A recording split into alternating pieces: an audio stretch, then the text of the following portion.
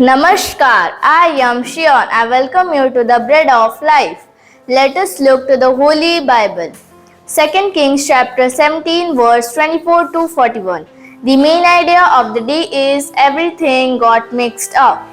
And the king of Assyria brought people from Babylon, Cutha, Ava, Hamath, and Sepharvaim, and placed them in the cities of Samaria instead of the people of Israel.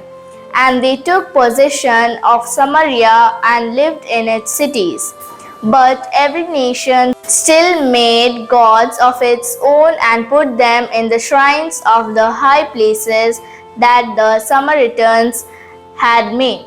Every nation in the cities in which they lived, so they feared the Lord but also served their own gods, after the manner of the nations from among whom they had been carried away.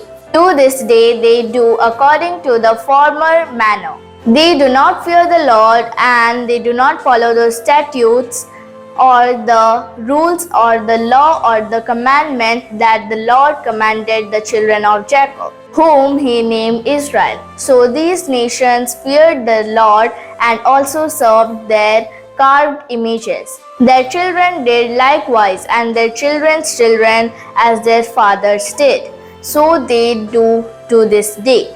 Let's understand the word of God. The king of Assyria forcibly exiled the Israelites to Assyria while placing people from other countries to live in the land of Samaria. This was to stop the Israelites from coming together in their land once again.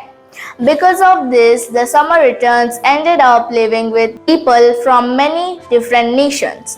Even during Jesus' time, the Jews looked down on the Samaritans because of this. The people who moved to Samaria continued to worship the gods they had worshipped in their own countries. They treated God as one of their many gods. However, God is the one true God, and He was not pleased with this. Let's pray and practice. Dear God, thank you for your beautiful words. Please help us to give you our first priority. In Jesus' name I pray. Amen.